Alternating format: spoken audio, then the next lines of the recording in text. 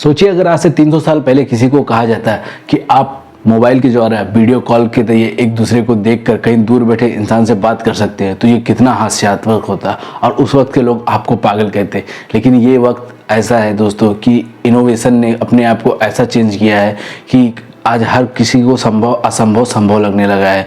दोस्तों, जब इंटरनेट की शुरुआत हुई थी तो उस वक्त विश्व में ये एक बहुत बड़ी क्रांति थी और इंटरनेट के ही द्वारा दोस्तों आज पूरा विश्व जुड़ा हुआ है, जो कि आज हमारे लिए इंटरनेट इतना आवश्यक हो गया है कि हमारे पूरे दिनचर्या के लिए एक बहुत ही ज़्यादा इम्पॉर्टेंट हिस्सा बन चुका है।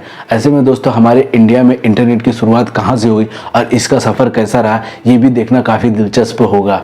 तो दोस्तों आज का टॉपिक हमारा यही है कि भारत में इंटरनेट के सफ़र की शुरुआत कैसे हुई और ये अपनी कौन कौन सी यात्रा को करते हुए आज जो मौजूदा हम इंटरनेट देख रहे हैं यहाँ तक ये पहुँचा है। ये वक्त था 1986 का, जब भारत में पहली बार इंटरनेट की आवाज़ सुनाई पड़ी थी।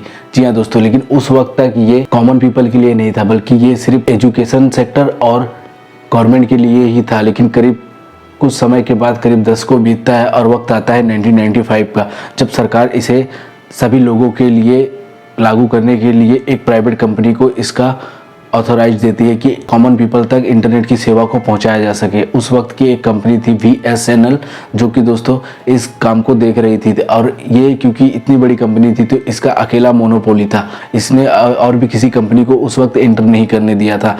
उस वक्त दोस्तों 9 KB/s की स्पीड वाला इंटरनेट से शुरुआत हुई थी भारत में इंटरनेट की, और इसका प्लान करीब 5200 रुपये के लगभग होता था। और यहाँ तक कि अगर कॉमर्शियल यूज के लिए इसे लेना है तो करीब 16,000 रुपये तक इसके लिए देने पड़ते थे। लेकिन ये उतना आकर्षण नहीं रहा लोगों के बीच में, क्योंकि इसकी जो स्पीड थी इसकी वजह से इसका प्रभाव ज़्यादा नहीं पड़ा है पीपल के ऊपर में। और वक्त बीता और समय आया 2000 का। दोस्तों जब 2000 का वक्त आया तो इस समय दोस्तों .com की बहुत ही ज़्यादा बूम थी।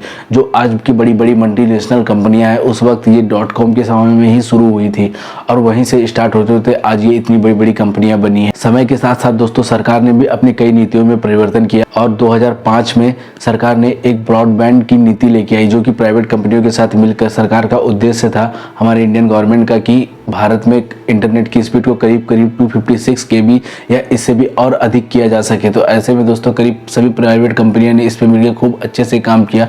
लेकिन उस वक्त ये कुछ रिसोर्सेज के कमी के कारण ये सक्सेसफुल उस लेवल पे नहीं हो पाया था जिस लेवल पे सरकार की मंशा थी।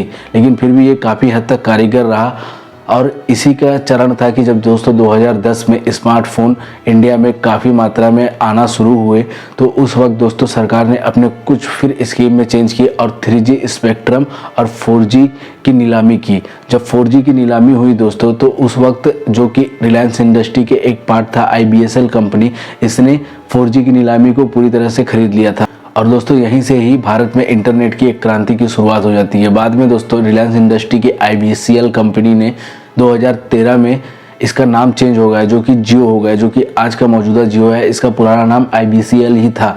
तो जब जियो हो जाता है तो दोस्तों ये 4G के हाई स्पीड इंटरनेट के लिए काम करना शुरू कर देती है और 2016 में सितंबर में ये अपना 4G प्लान लॉन्च करती है। जब जियो ने अपना पहला प्लान लॉन्च किया था तो ये अपने रीच को बढ़ाने के लिए लोगों में ये बहुत ही ज़्यादा मुफ्त देने का प्लान उस समय इस्तेमाल किया था, क्योंकि इसने जब इंटरनेट के यूज़ के लिए करीब कई महीनों तक लोगों को मुफ्त में हाई स्पीड इंटरनेट यूज़ करने के लिए दिया, जिससे कि इसकी रीच काफ़ी लोगों तक पहुंच गई। और यहीं से दोस्तों इंडिया में इंटरनेट की क्रांति की शुरुआत हो गई। इसी वक्त से दोस्तों इंडिया में बहुत से ऐसे स्मार्टफोन और बहुत से ऐसे इंटरनेट के नए यूजर्स जुड़े।